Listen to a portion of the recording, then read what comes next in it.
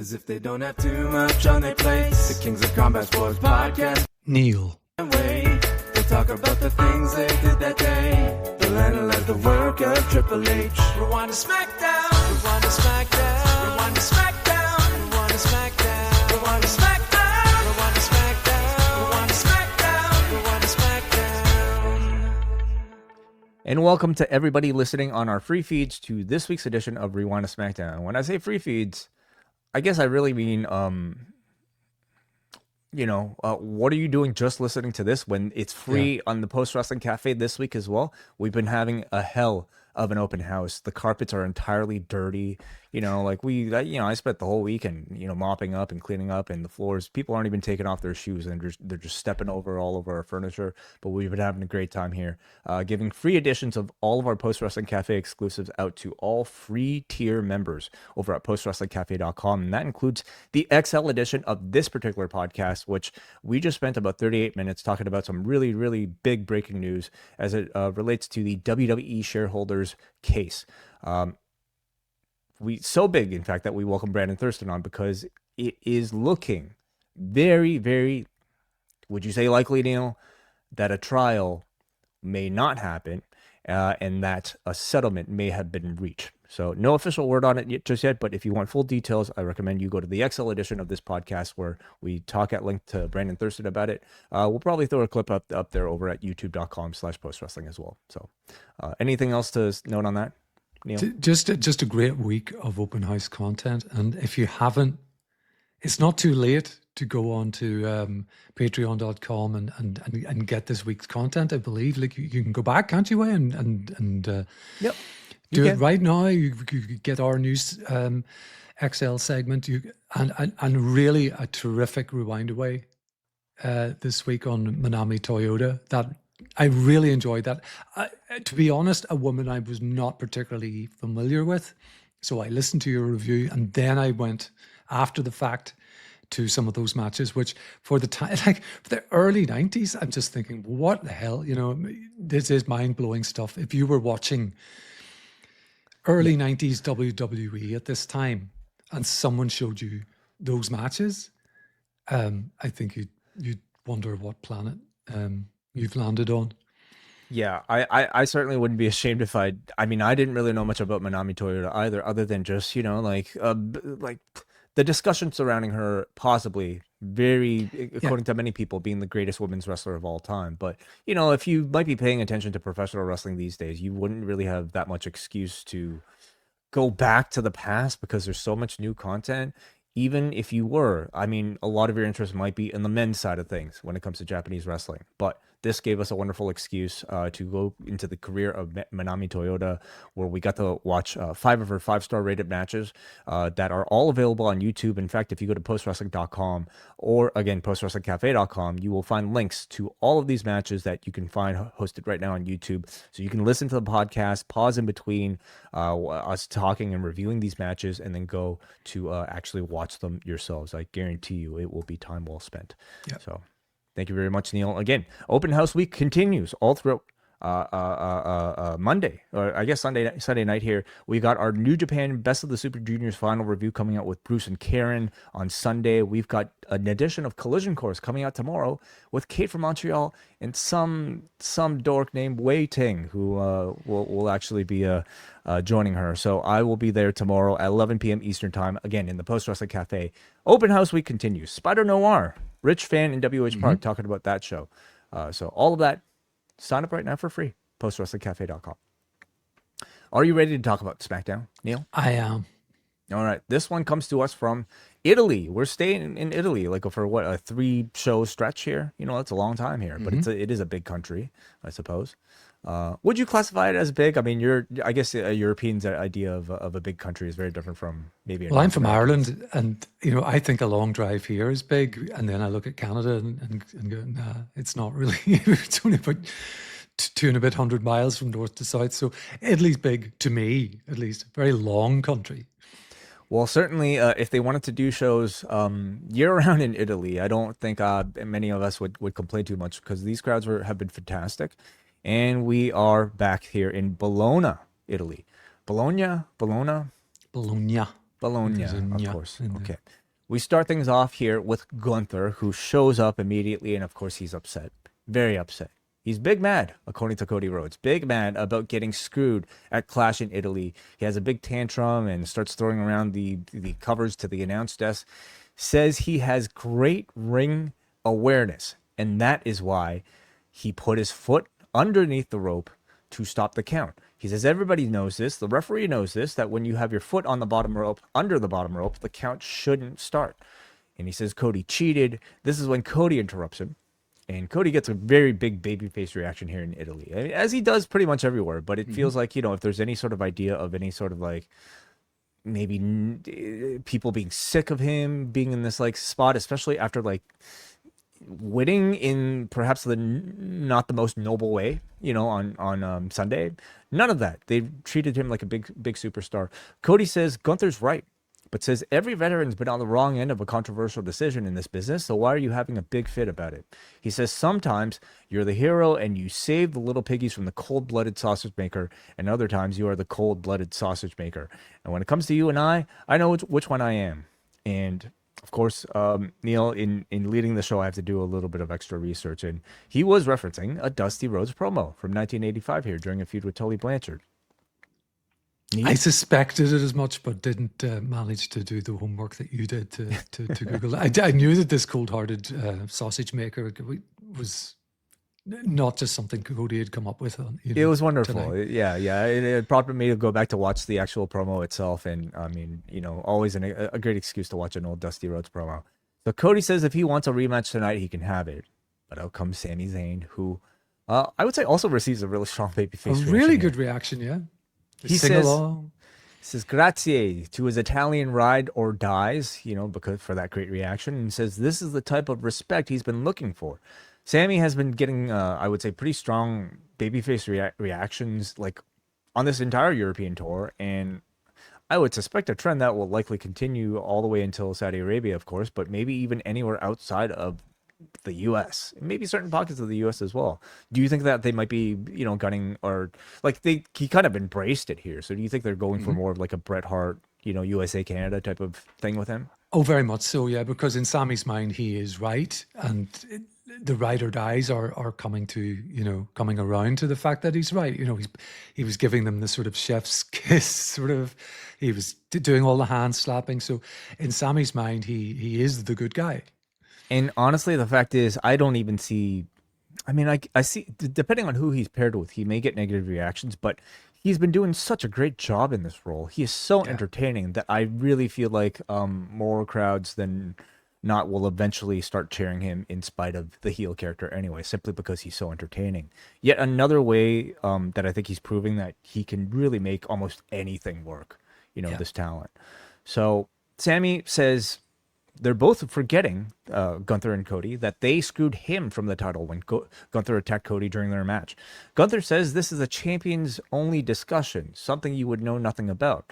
Sami says, you're right, I know nothing about that, but I do know something about beating you for a championship, Gunther. Cody says he knows Sami wants a title shot after beating Matt Cardona, which is kind of a funny sentence. But he says he's busy with Gunther. Sami says the threat to Cody's title is not Gunther, but the guy looking at him right now. This is when Gunther attacks Cody from behind, knocking him into Sami. Gunther, at this point, is choking Cody out again, and this time, Sami feels like this is his time to do the right thing, and he actually stops Gunther and saves Cody. Gunther and Sami start brawling on the floor. Cody targets Gunther with the tope, and wouldn't you know it, Gunther moves out of the way, and Cody lands the tope on Sami, the guy who just saved him. So Cody immediately looks remorseful, and Sami gets up and gives Cody a very cold stare before walking away. And what I felt was an excellent promo and segment to start this entire show. What did you think, Neal? I really enjoyed this beginning. Really great, sort of pacey, intense opening right from the get-go, while Cole, who's sitting in for Tessitore, is doing Zuffa boxing this weekend, I believe he mentioned.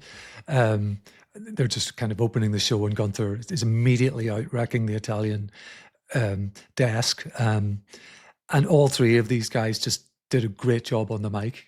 A really, really very, very good start to the show. Sammy and Cody have been great together, of course. Cody and Gunther have been very, very good together. Sammy and Gunther have been great together in the past. So, of course, the combo of the three will be fantastic. Do you think we are building ourselves towards a three-way? I hope so. I hope that's the case. And we don't have some sort of eliminator match that just takes Sammy out of the picture beforehand, because, like you said, he's doing some of the best work he's ever done. I think Sammy's just awesome at the moment. I usually don't like three-ways, but in this case, I certainly would not mind it. Number one, I mean, I think Sammy being any sort of prominent position in the title picture would actually relieve me from making me feel like he would be just somehow like, stuck with Johnny Gargano in the mid card or something, but that doesn't look to be the case with these continued interactions with Cody. I also think, like, for something like Saudi Arabia, where Sammy is very likely to get cheered, it makes sense because he could still come into a babyface reaction while Gunther can accept all the heat, but you still have, I think, everybody hating each other and making enough story there for animosity to take place between all three of them. Cody can also potentially lose that three-way and lose the championship without taking the pinfall, which would give him more justification for a one-on-one match with Gunther. Cody can also blame Sammy for the loss, which would take us to Cody versus Sammy. So I actually quite like that idea. Yeah, I also think some of these miscommunication spots that we've been getting with Sammy and Cody sort of point us in the direction of a three-way as well. So we will continue to see a bit more on that with Sami Zayn later on here.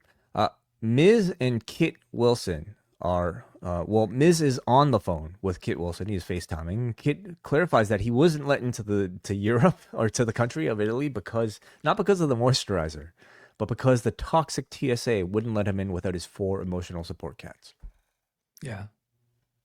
Yeah. I have a cat. I love my cat. I don't have 4 of them, but I wouldn't take him to the airport. I don't think he'd enjoy it. Yeah. Is there a rule about that? Like how many cats you could bring with you? I think on a flight? probably 0 under normal circumstances, unless you've got some special dispensation. Oh, really? Well, internationally, certainly, yeah, there's going to be issues. Oh boy. Okay. So he says this is when I wonder who's writing this for him. Like if he's coming with it himself or you have writers. Anyway, it's funny. This is when Miz finds Danhausen's cloning machine. He goes in and tries to destroy it, but in the process, he gets electrocuted. And when I say electrocuted, I mean like Roadrunner cartoon, over the top electrocution selling here from the Miz. And despite my enthusiasm in recapping, I think these are great. I think Miz is the perfect Elmer Fudd type of foil for like Danhausen's Bugs Bunny. And considering like especially maybe the more serious tone of the opening segment, I actually think these are great ways to break up the show. Yeah, I mean, WWE prides itself as this kind of variety show. So we get into a comedy bit that hits. It hits for me too. The emotional support cats made me laugh. It's a very great. Now there was a time when there was only this stuff. Yes, and the main event stuff was no good, and therefore, even if this was good, to have it represent the only good stuff on the show, or if this sort of stuff took place in the main event, I think there'd be a lot more reason to be upset. But simply being a mid-card feud as a vehicle for Danhausen to get more over with this crowd, I think it's very effective. Yes, and keep it up. I don't mind that they keep this. These 3, and although Kit is remote at the moment for whatever real reason, I don't know. These 3 work very well together. So more of this I'm fine with for the moment. So Aldis and Gunther are in the back. Gunther is sick of Nick Aldis treating him with disrespect ever since he's come to SmackDown, and he tells him to fix this, or he will face so many lawsuits his grandchildren will feel it. Yeah, and not the only reference to lawsuits during this show. So I wonder if the creative are in any way tapping into real life. We'll see. Perhaps. Putting some specific attention here between Gunther and Aldis and their I guess personal animosity, similar to like Pierce and LA Knight currently on Monday. Mm-hmm. Then we got our first match of the evening. It is a Queen of the Ring first round match between Bayley, JC Jane, Kiana James, and Raquel Rodriguez. Or is it Gonzalez? Which one is it now? Rodriguez. Thank you. So during her entrance, Kiana James comes out, and Julia comes out with her. Julia kind of motions that she's going to, head to the back. You got this. But James instead invites Julia to come down to the ring with her. And therefore, she's kind of the angle alert, basically, between these two. Yeah. Julia is looking certainly way more smiley and I would say gentle in her demeanor, even upon a walkout, than her usual very aggressive self that we've seen throughout her main roster run. This is, well, certainly suggesting she's sticking with a babyface role, and of course, more to come on that. Raquel dominates throughout a commercial break, and the other three work together to take her out when we come back. JC then delivers a top rope piranha as Raquel picks Bayley up and powerbombs her into JC Jane. She then delivers a double choke slam, but the pinfall is broken up by Kiana James. We go through a second commercial break, and James goes on a big run with her code breaker, which Cole calls the deal breaker. You like it? It's okay. Because she's meant to be this deal. They're still tapping into the fact that she's, this deal. Still holding on to the person. character. Yeah. Okay. Then into a super kick for a 2 count. Julia is cheering her on the outside when she gets taken out by JC Jane as the crowd boos. So they're already showing, continued affection for Julia here in Italy. James tries to win with feet on the ropes, but JC knocks them off. Julia then decks JC in retaliation, but James turns around. So the spot is Julia decks JC on the outside as James, James had her cover broken because James had her feet on the ropes thanks to JC, but Julia decking JC, James turns around and thinks Julia was the one who knocked her feet off the ropes. Yeah. That was the intent. In execution, James's positioning was so poor that it really made it hard to believe that she didn't see Julia step in to put JC aside, and so it was just very poorly coordinated. I would say, to me, it looked really bad. James is left yelling at Julia, asking her why she did that. Bayley takes the opportunity to hit James with the rose plant. Jane comes in with the rolling encore. Raquel comes in with the big boot. Raquel then hits the Tejana bomb to Kiana James for the victory as, James has a big fit blaming Julia for the loss. Your thoughts on the match itself? I thought the match was pretty good up to that angle part where Kiana James's legs were swept from the ropes. I enjoy JC Jane very much, even from her entrance. Just the heel persona and what she gives off. The chewing the gum, the sort of the facials, lying across the ropes before the bell goes. I think she's great. So I really enjoyed her. And I thought, as I say, the match was solid up until that point where, it's like you said at the beginning, angle alert. And that's what we got next. Yeah, I agree with you. I think these 4-ways are almost usually always booked well. Their pace offers some pretty compelling, organized chaos. And it was effective enough that I thought it carried the match through 3 segments pretty well up until not just a poorly executed, but I would say a poorly designed angle anyway, spot, I should say, with the feet on the ropes. But it was all, of course, done for a reason because afterwards, Julia checks on Kiana James. James blames Julia for the loss and says she is done with this relationship and is sick of Julia, so she shoves her. The crowd at this point builds up, and we all know what's coming. Julia retaliates, attacking James to a big reaction, and officially breaking the team up and turning, officially, Julia babyface. Yeah, and I don't really blame them for doing this while they're in Italy because one of Julia's parents is Italian. They lent into that in Clash, and sorry, not at Clash. It wasn't on Raw in the yeah. Or was it Raw? You're right. Was it Raw. the Raw Queen of the Ring qualifier where I think Kiana wasn't there to help Julia? She had an Italian flag as part of her ring gear. Yeah, we've at last got here, which I think is good, so we can get these two broken up. So bring on the blow off, or are we in for weeks of trading wins and losses on this? I don't know, but I am bored to the maximum of this pairing. So yeah, I'm glad that we've at last got to breaking point with them. Very long overdue. I'm thankful that they found a good place to do the actual turn-in with a crowd that responds well to Julia already. And I really hope this is a fresh start for really the both of them. I mean, I think for Kiana, this character has just been ill-defined and just kind of awful. Same with Julia, maybe even more so. But I'm very curious to see what like an actual babyface run for Julia will look like on the main roster. We got to see a little bit of it in NXT, but I didn't think it was ever fully developed. Now they have a lot of tools developed in WWE main roster, especially to be able to tell the stories of people who aren't as proficient with the English language. So I'm kind of curious to see what they do with her, who they might pair her with as some sort of like friend, certainly, hopefully not in a tag team or anything like that, but for an actual singles run, maybe a campaign for like a U.S. championship again, but this time as a babyface. I'm curious to see it. Sami Zayn is very angry in the back. We know this because he slaps a water bottle. He finds Johnny Gargano, who says to Johnny that he did the right thing this time, yet Cody still attacked him for it. And this is when Nick Aldis wants to talk to Sami and tells him to stay out of Cody and Gunther's business. Sami objects, but Aldis says he's busy and has a meeting with somebody. Sami asks who's so important, and the camera pans to Chad Gable, who receives a massive babyface reaction here in Italy.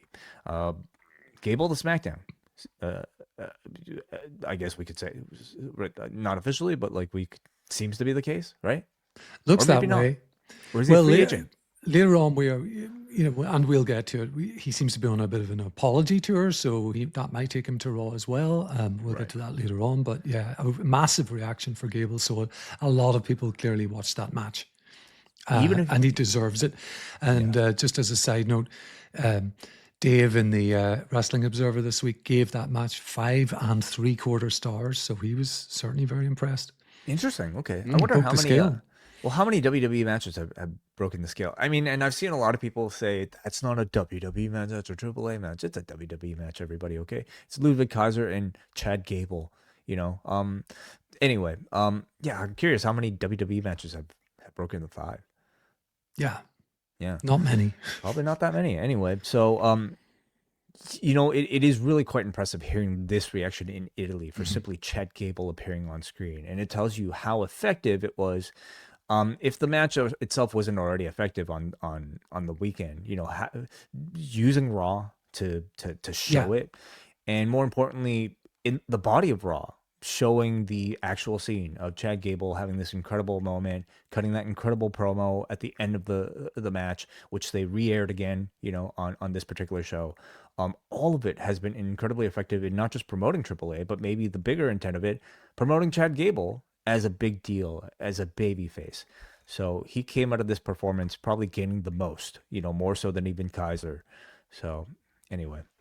I thought it was a really good idea to do the encore presentation of the match and the hard sell that they gave it on Monday as well. And I think if this crowd reaction is anything to go by, and it might not be, there's so much buzz from it last Saturday night that a lot of people will have watched it after the fact, either on YouTube, because that's where it aired for most of us at least, or on Netflix. So we get up next Royce Keys versus Tala Tonga. They do a Hogan Andre style of match, with Keys having to face an opponent bigger than him. So Keys tries to body slam Tala Tonga early on, and he fails. We come back from commercial, and Keys tries to get Tala off his feet with clotheslines. He fails yet again with the body slam attempt, but finally manages to knock Tonga down with a pounce before being able to pick him up for a running body slam. Solo and Tama then get involved on the outside. Tama and Keys basically, they're almost having like an entire match on the outside. It was kind of ridiculous how much interaction they had. This is all after Tama had that speech to Solo about doing things on your own. He's completely dropped that. Tala then uses the distraction to hit Keys with the Tala T-bomb for the win. Yeah. I don't know what to say. I did not enjoy this. I disliked this match. Tala Tonga is just not my type of wrestler. He's just this really big guy who does the big boots, the choke slams, and it just looks limiting to me. And the MFT story with which continues throughout the show with Royce Keys is just not my cup of tea either. So yeah, this was a bit of a low point of the show for me. They have clearly trained or retrained Tala Tonga to work your sort of quintessential Yeah. WWE big man Kevin Nash style. And that means moving incredibly slow, not doing too many interesting things, having a choke slam or a power bomb as your main arsenal. And it's made him incredibly dull. He's been, I would say, protected. Got the win over like Royce Keys Yeah. here, yes, via cheating, but like not at all interesting. And that's extended to really the entire group who I'm so incredibly bored by. Yeah. Anyway, afterwards, we got R-Truth here coming out to try to save Keys, but Damian Priest comes in and tells him not to get involved and takes Truth away, leaving Keys to get taken out by the Cutthroat before Solo again offers Keys a chance to join his group. So more on this. Yeah, this will continue. Then we get the Judgment Day, who are on SmackDown because both two members have qualifying matches or King of the Ring first round matches, Queen of the Ring first round matches. And they're in the back. Roxanne, we are told, is still sulking after her loss last week. And they congratulate Raquel on her win. And Liv is excited about facing each other in the finals. Liv and Raquel are, they start building a little bit of tension over who would win before they agree to focus on Dom's first round match tonight. Get a little video, I guess, hyping up Finn Balor and his arrival on SmackDown. And Balor says anytime an opportunity falls his way, he has proven that he can stand toe-to-toe with the best. But he wants more, and he wants it all. So, like they got some UK shows coming up, which I imagine, Finn will be a prominent part of. But what do you think of Balor being on SmackDown? Does it freshen up your interest at all? A little. Yeah, I think he's become a little bit stale on Raw and this kind of feud with the Judgment Day that he left. So I think it shakes things up a little bit. I like Finn. He's an extremely good wrestler still. And I think you're right about the UK shows. In particular, of course, he had that CM Punk match in Belfast in my sort of neck of the woods, which was very impressive and did well. So we'll see what they do with him. I'm not quite sure who he will fit in with. Obviously next week he starts in the I think it'll be the final King of the Ring 4-way on SmackDown. That'll be his sort of debut on the brand. After that, where they slot him, it'll be interesting to see. Yeah. Somewhere in the mid card, obviously, probably in the. Well, I certainly feel like all signs would point towards a Gunther championship reign imminently, coming off of like one of these matches against Cody Rhodes. And I think Balor would be in perfect position to, like Balor Gunther feels like a very natural match to make, for the championship that might feel a bit fresher than usual. So I could see that being the destination. When that would be, I guess we shall see. Let's go to Priest and Truth are in the back. Priest says he doesn't trust Keys, and even if he's hurt, tells Truth that he's not a doctor, so what's he going to do about it? Truth says he's not a doctor, but his brother was a doctor. Priest says, you don't have a brother, Truth. And Truth gets offended, says, my brother is the doctor of thugonomics. And it prompts Damian Priest to leave. This is when we... I nearly left as well. This is when we see, straight from AAA, the Viking Raiders making it all the way from Mexico to Italy here. They make their first appearance on WWE main roster television in quite some time. They're holding, of course, their newly won AAA Tag Team Championships. And they say that whenever Priest and Truth are ready to put their titles up, they will also be ready. Truth says, I've never met either of you before. So there's that. Yeah, to laughter from the crowd, this was kind of the War Raiders being downgraded almost immediately, kind of coming in with their new titles, the hard sell at their competitors, and Truth is like, who are you guys? And the crowd laughs. So yeah, I can't really say I'm too optimistic about our latest War Raiders attempt, for relevance, and I don't. Yeah. If the joke from R-Truth wasn't enough, I certainly think looking at Ivar's new haircut would have been for this crowd to laugh. Up next, we got Rhea Ripley, who comes out with her knee wrapped up after the Jade match, signaling an injury that she is yet to be cleared from. The Italian crowd serenades her with the song. How's your Italian, by the way, Neal? Terrible, so I had no idea what it was, and I would have reacted the same, I love you guys, which is what Rhea came up with. So... She says Jade's numbers game failed her thanks to an unexpected friend, and this is when we see that unexpected friend Charlotte show up. She says that she had Rhea's back because she respects her, but admits that she's enjoyed teaming with Rhea over these few weeks. But with Queen of the Ring happening, Charlotte tells Rhea that she will be facing her at SummerSlam. This is when IC champion Tiffany Stratton shows up, sharing the stage with Charlotte. Sorry, the U.S. champion. Yeah. She shares the stage with Charlotte for the first time in quite a while. Stratton says she looks good with the IC title, but wants Rhea's. She is cut off by Jade, B-Fab, and Michin, who come out. Jade says that she will get revenge on Charlotte. Just look at what she did to Alexa, who's still selling her injuries.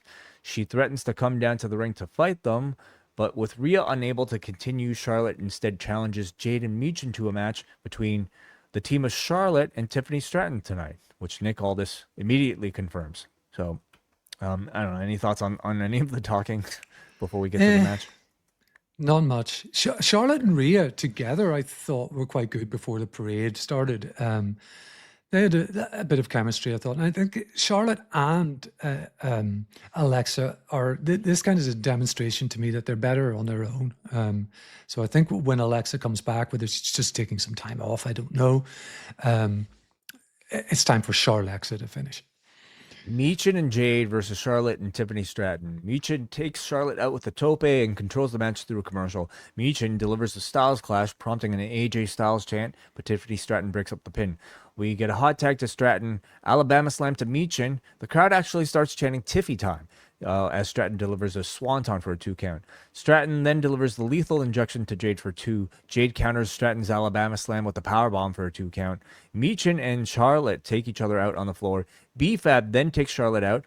Jade goes for Jaded, but Stratton counters into a victory roll for a 2 count. Stratton's PME is stopped by Jade, who delivers the Jaded to win, pinning the IC champ in what I thought was a pretty good match. You know, I like that we're getting a little tour of Charlotte teaming with past rivals here, although it does tend to be a bad sign for her partners with both Alexa and Rhea not cleared for action. But I thought everybody looked pretty good here, including Stratton and Jade.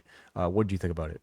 Me too. I thought this was a solid tag team match. I thought it's an interesting pairing between Charlotte and Tiffany. I think it was noted on commentary that these two had some very choice words for each other a year ago, which we know is to be true. And Charlotte in real life was not very happy about what Tiffany said. So they've clearly put that behind them, and that's good.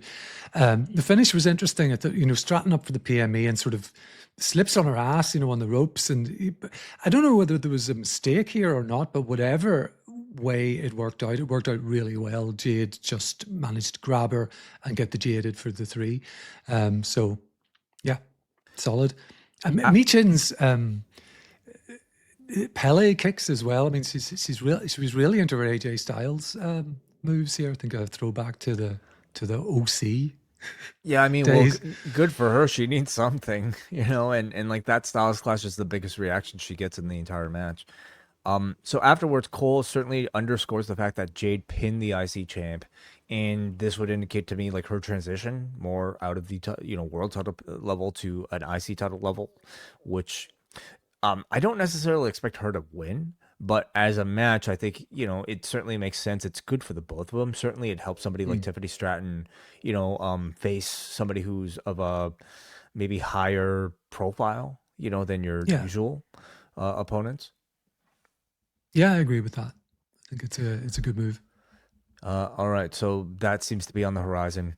In the back, JC Jane is very upset about losing her match here, but she stops complaining when she sees tag team champions Brie and Paige taking photos. Brie teases JC about her loss, but it's all a distraction for Lainey Reed and Fallon Henley to attack the two of them, initiating a 3-on-2 attack here before the two of them hold up the championships. So they're certainly my pick to take the belt off of Paige and Brie. I think so too, yeah, and I think they should. I think it's kind of amusing that Brie and Paige are all the way over in Bologna just to have a photo shoot backstage. But you know what? Whatever. They must have really good photographers in Bologna. I'd say so. Worth traveling for. Did you know, Neal, that you could have won a trip to Universal Studios Orlando with Cody Rhodes? The dream. No, This I've does been look to. fun. Come on. I've been to Disney World with Jordan Goodman, so that's kind of hard to top. You did not go to Universal Studios on your Florida trip recently. No, we did not. We stuck to the This to looked the awesome mouse. though, man. Like Super Mario World, Donkey Kong Country, doing it all with Cody Rhodes. They're building a Universal Studios in England, and this has been all confirmed. It's going to be opened in about 4 years' time or something like that. But yeah, maybe I'll go to that one with Cody.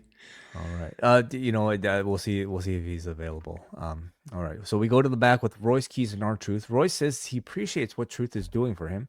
Truth says Priest is a tough nut to crack, but once you get to know DP, you're gonna love DP.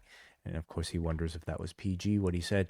Truth wants to team up together to face the MFTs, but Keys isn't down to team with Priest. So anyway, this goes on, and I do continue to be impressed by Key's comfort in these sort of backstage segments, but there's still certainly a level of connection that he's missing from his in-arena appearances. That's true, even in front of these incredibly enthusiastic European audiences. I also think he's been lumbered with a bad storyline. This MFT thing just doesn't make much sense to me. Weeks ago, I think he made his position completely clear, and I still don't really understand why Priest, thinks he's in cahoots with Solo Sikoa. There's no real evidence of that yet. We get something later in the show to that effect, but I don't buy it. To me, I mean, maybe I'm a little bit skewed just because I've seen Hobbs, I followed his career through AEW, but I would suggest maybe like for people who are watching him for the first time, I think he might come across a little bit generic, or at least maybe not that interesting as a babyface. I mean, those vignettes were great, but I would also suggest like they're not necessarily enough to maybe have him like jump out of the page and make you really pay attention in comparison to so much of the talent that's there. And for that reason, I wonder if, with him, they might just eventually await a heel turn, a shocking heel turn that'll allow maybe a bit more of that, maybe edgier personality come out. Perhaps, yeah. I mean, I agree with you that the vignettes were great, and they really showed who the guy is, in a very real way. He was emotional, they're talking to his teachers, they're talking to everybody who knew him in that neighborhood. But then you're in the arena, and he's meant to be a professional wrestler, larger than life, and somehow that kind of really raw reality doesn't, I don't mean Raw, the TV show, doesn't quite translate into the persona that you have to have on screen. So, I think long term they were great in, when they showed them, but it's not really who you're seeing on the screen. So I'm not sure, but I agree with you. He needs something more, somewhat more of an edge. Ricky Saints versus Carmelo Hayes. This is our third match between these two. Hayes won the first, and of course last week we had our double count out. Both men are trying to get a title shot against U.S. champion Trick Williams. Starks attacks before the bell. Hayes comes back and delivers a big splash, still with his leather jacket on.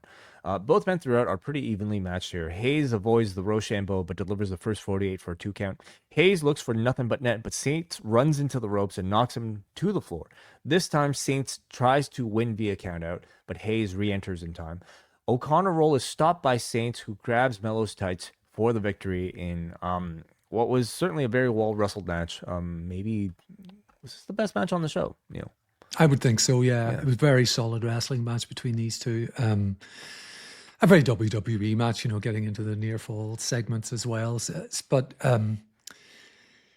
little crowd reaction, at least at the beginning. Ricky came out to very little, particularly as he was first out. Didn't get much of a reaction. I think he's got some work to do to win over the crowd in any way. He's clearly a heel, so what he wants to be is booed out of the building, and that's just not happening so far. But yeah, very solid match. Yeah, I mean, I think you can clearly understand who the crowd sees as stars, who the crowd does not currently see as stars, and I would say with both Saints and Melo, they still have some work to do. So we get Tiffany Stratton in the back with Chelsea. Chelsea says she's been looking for her. calls it kind of weird that she was teaming with Charlotte out there, but tells her to tell her next time so she could be by her side. Chelsea asked Stratton to join her for her match against Lash coming up next, but Stratton is busy and can't. And Neal, I still mostly feel bad for Chelsea, but honestly, at this point, somebody should be able to take a hint. And so I don't know if I blame Tiffany Stratton so much now for being creeped out by this person. Yeah, I mean, she was told last week it's not that deep, and that's been reinforced this week. Hey, got to go and see the trainer. Sorry, Tiffany does come off as a bit of a cow in this situation, though. She does, yes. But whatever, All right, we go to Blake Monroe and the latest with her. This time, she's still writing in her diary, but this time it is about Tiffany Stratton, who she says looking at Stratton is like looking in a mirror. But the difference between the two of them is that Stratton isn't used to getting her hands dirty. She says Tiffy time is about to run on Monroe minutes. And seems to be continuing our lead up to her arrival as she targets most of the women's division on SmackDown. Yeah, and you called it last week when she was talking about, she was writing in her diary about Rhea Ripley that, we're going to get weekly sort of put downs to the diary about the women's roster. So I wonder how many more weeks of this we're going to get. Well, who gets which babyface gets the What is she Monroe going diary to write treatment? about BFAB? I think it's going to be the faces that she goes after first, but maybe this will just go on forever. It'll be the Veer Mahan thing, and she'll move on to BFAB and Michin. And I'd like to see her work through the entire WWE NXT Evolve roster. Just dedicate a week to everybody, and and have these ChatGPT level promos for Monroe minutes and things like that. Yeah, Monroe minutes. I like that. No? That's all right. Okay. We got Chelsea Green versus Lash Legend coming up next. And I mean, the crowd certainly likes Chelsea. They are singing all over this one for Chelsea. Lash Legend dominates, and Chelsea basically plays like a rag doll trying to survive here. Chelsea fights back, takes out Nia on the floor with the baseball slide. And we get a terrible looking spot here where Lash is supposed to attack Chelsea at the ropes to fall over because Chelsea's pulling it down. Unfortunately, inexplicably, I should say, Green pulls the ropes down way before Lash even begins to think about delivering the clothesline. Yeah. And Lash, instead of reacting to I don't know he goes ahead and basically voluntarily ejects herself out of the ring. Yeah. And it just looked awful. It looked terrible. Wade tries to play it off like Lash couldn't see through her hair was in her eyes. Yeah, that's right. It was good. I mean, quick thinking from Wade, but there was no saving this. In my notes, it says something like, Chelsea yanks the rope, and then about half an hour later, Lash decides to kind of jump over it. Yeah, so this sets up Chelsea Green with a plancha to the floor. Green sets up for the unprettier, but the Lash is too strong and resists it and is able to deliver the Lash extension for the victory. I'll say the crowd was certainly still there for Chelsea even after that botch. And, in watching this, maybe people might be quick to blame the rookie here. And certainly Lash does deserve blame for it. But I also think Chelsea should maybe not have pulled the ropes down so soon. Mm-hmm. And I'd also think a veteran like her should have way better recovery for a spot like that than just, letting it go on. So, now, of course, she should be pushed. The crowd loves her. She's one of the most over people on the entire women's roster.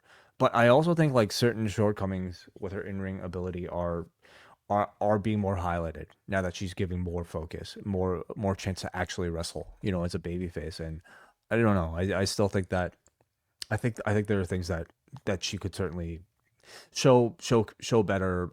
I would say, in these matches.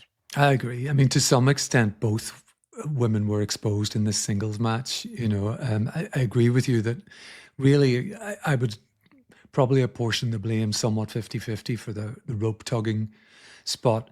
But Lash didn't look great in this match either. There was a code breaker earlier on as well, which just and that's really on Lash to take it well, and it just looked bad as well. So yeah, I thought this was a bit of a miss, this match. Roy Skis is in the back with Solo Sikoa. Solo says that nobody here is watching your back. Jacob is gone, which seems to confirm, like, we all knew this, but like Jacob's on Raw now. And Priest wants nothing to do with you, so he says, I'm the only family you have left. Solo says that he was the only person who was there for him. He's the only person here for, I guess, people like him. He says he brought Jacob here. He made Tala and Tama champions. And was Tala technically a tag title holder? I think so. Yeah. Okay. All right then. He says their side He and needs Tama. to. Yeah. It was anyway. At one Whatever. point, I think. It doesn't matter. Solo says that their side needs to get ready for a war, and which he says is like referring to Roman's bloodline getting stronger. I took it that way, but I think it could have been conveyed a lot more clearly in this promo. Well, I mean, maybe he was trying to be a little more subtle about it, but I mean, this also does explain why he was in that scene. Like the MFTs were there at the end of Clash in Italy. So, I mean, but I just don't know, like with Solo and the MFTs being such low tier like heels at this point, what could they actually be building to against the Bloodline, who are like at the tip top of your factions? Bloodline versus the current state of the Bloodline versus the current state of MFTs is a ridiculous mismatch. It looks like they're hinting at that is what they're heading towards, but I just think there's going to be very little interest in that. I mean, I would like maybe understand if like we're heading to war game season, you have a match type that would necessitate this sort of faction war, but even then we're nowhere near the war game season, of course, but also like the star power is just not there. The intrigue, I just don't know if it would be there. And no real reason for it either that we've been given. So we get Chad Gable and a recap of his AAA, unmasking, of course. And this is when we see Phoenix and Fraxium in the back. Axiom and Phoenix are speaking Spanish together. Frazier says he doesn't understand the two of them, but basically challenges Phoenix for his AAA Cruiserweight Championship at some point. Gable then walks in here, and again, he gets another strong reaction here for his on-camera appearance. He wants to talk to Phoenix alone. Says that they had a great match together at WrestleMania last year, but Gable did it under false pretenses. He says he put on the Grande Americano mask to mock luchadors initially, but he says the longer he wore it, the more he realized he was taking on a responsibility to the art form of lucha libre. And he looks Phoenix in the eye and says sorry. Phoenix says now that Gable knows what lucha is about and losing your mask being painful enough, he forgives him, but reminds Gable that he is not the only person he offended. So we have started or continued the Gable redemption arc directly off of that AAA match that I think was wonderfully integrated into like the world of your main roster WWE. I think it's a great way to transition Gable from the Grande Americano story to now what appears to be a much more serious babyface, character. And for Phoenix, this is probably the most substance he's had on SmackDown in months. But what do you think about this? First of all, a reminder to us all that Phoenix was on WrestleMania last year as a stand-in for Rey Mysterio, who got injured, but nonetheless. So, yeah, I enjoyed this, and I think that Gable came off as incredibly sincere.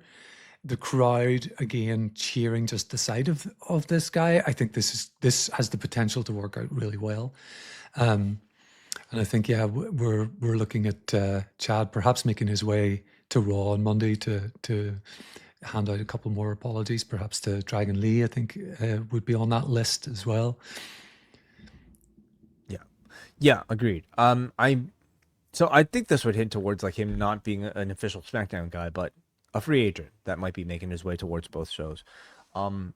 So I also think that it also begs the question of like what of the Creeds, because if Gable's going the baby phase, I don't know if I expect the Creeds and Ivy Nile to join him. No, I don't. Yeah, I think he should be higher on the card than they are, frankly, as well. It would be really tough for Nile and the Creeds to not have Gable. I agree, but I just think he's got so much steam behind him from that amazing match, which is going to be on a lot of people's end of year lists. Yeah. the audience, particularly here in Europe, seem to have really taken to it, and they've got to capitalize on that with Gable, I think. And he's also just a tremendous wrestler who's now over 40, and I think now is the time. If they're ever going to do something with him, I think now is the time. Who do you think would be a good first program, a serious program, I should say, for Chad Gable? I'm drawing a blank because I don't know. I'm thinking of SmackDown at the moment. I don't know who really fits the bill in that case. Ricky Saints is a heel, you know, who would probably give him a good match, but I'm not sure. Wade, what do you think? Well, I mean, you know, I think it would suggest somebody who maybe has a history with luchadors, with like Gable, perhaps like playing some sort of like, I don't know, a defender of Lucha Libre, or at least like supporter of Lucha Libre. And Dominic, like, almost feels perfect, you know? Yeah, I mean, Dominic is not beating Obafemi. I think we can, And we're speeding ahead a little to the end of the show, but I think he will be available, let's say, for a program. So yeah, that could work very well. yeah, which would suggest that he would stick around on Raw if that's the case. So, okay, yeah, like maybe that's what I'm thinking about. I mean, he might also go back to AAA. Like, he is going to be. I mean, he and, you know, Kaiser, of course, both of them now are incredibly valuable to AAA. So, anyway, all right. So we got Cody with Aldis. Aldis says Gunther is willing to accept the rematch under one condition, which we will have to find out next week. Cody says he wants this match as soon as possible. So he basically says, not next week when we learn the stipulation, but the week after that in Kansas City is when we will get the title match, which Aldis confirms. So they're setting up a big title match and potential title change on television in 2 weeks in Kansas City. Do you think we'll get the actual title change then? I don't think so. I think that will be more of a set. I think Sammy gets involved, and that will be more of a setup for the three-way that we talked about earlier on, perhaps at the Night of Champions. Oh man, I mean, would that be disappointing? Of course, there are ways for them to book it that won't be, but two or at least like screwy finishes in a row. Well, I mean, we're used to it, are we not? Yeah, we are. I'm really not sure about one of the very top titles changing hands on television. We'll see. It's certainly possible. King of the Ring, our main event here. King of the Ring, first round 4-way between Damian Priest, Braun Breaker, Dominic Mysterio, and Trick Williams, with the winner facing Oba Femi. Priest and Dom share a brief moment of reunion in the ring before they start fighting. Braun interrupts with the Breakensteiner for a 2 count. We get a military press to Dom that is broken up by Trick. Braun again goes for the Breakensteiner, but Damian Priest manages to stop him. Braun and Trick then deliver a double superplex to Priest. We go through a second commercial break, and Priest delivers the Razor's Edge to Dom, but Liv Morgan distracts the ref from covering. Breaker then picks up Priest into a military press, but kind of loses him as Priest just kind of awkwardly falls down. Braun then delivers the spear to Priest and sends Dom to the floor, but Trick hits the trick shot, sending Braun to the floor, but Dom pulls the ref out at a 2 count. Braun sends Trick through a table with his flying clothesline from the apron. Priest is about to deliver the South of Heaven to Dom, but this is when JD McDonough interferes, takes the move instead. Priest goes for it again to Dom, but this time Liv comes in with a low blow to Priest. Dom then delivers a 619 frog splash, and Dominic Mysterio advances to face Oba Femi in the next round. Yeah. Again, a well set out 4-way match, and they seem to be pretty good at doing these. And there's some novelty here in seeing Braun Breaker. You know, we joke a lot about Raw talent turning up on SmackDown and vice versa. But having these guys in the ring together, I thought was kind of interesting, you know, to see Braun and Trick, you know, interact, you know, probably for the first time and so on. But yeah, we get the Judgment Day shenanigans at the end, just you know, handing the victory to Dominic. I did have a little laugh to myself where towards the very end of the broadcast, as they're celebrating, Dom, who can carry this off, you know, shouts, "Count your days, Obafemi," at the camera, which is, you know, just playing into Dom's arrogance. But yeah, don't think he's I winning that certainly match. don't mind the outcome here. It certainly makes sense if you want to protect Priest and Trick, and that's what these four ways offer. I would have though had Braun. I think Braun looks a little bit silly taking himself out of the finish using that like clothesline Mhm. from the apron to the table. I would have had something happen to Braun rather than like basically him taking himself out of the match for this finish. But otherwise, I thought there was good action in this match, and it was like you said, a chance to see some of these fresher pairings or old pairings we haven't seen in some time, like Priest and Dom, Breaker and Trick from NXT. Breaker, I Yeah. think, as usual, steals the show, and I thought they used Priest and Dom's history together pretty well here. Yeah, I should have been clear that Braun and Trick on the main roster interacting, not they obviously had their history in NXT. So that was our edition of SmackDown from Italy, and what is the latest on this European tour? Are they?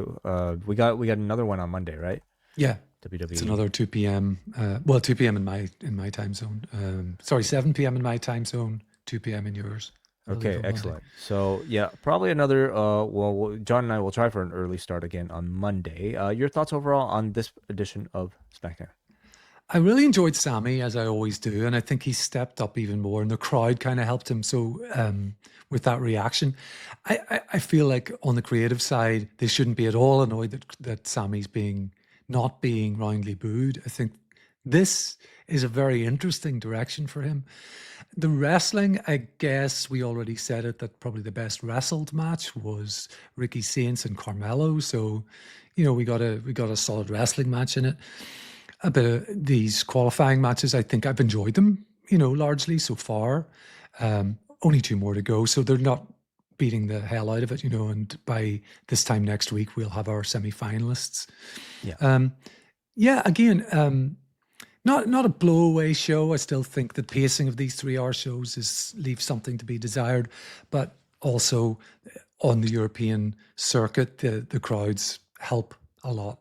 Very much so. We by all accounts seem to have one more month, to withstand of these 3-hour shows, and at the very least having a lot of these shows taking place in front of UK crowds it certainly helps.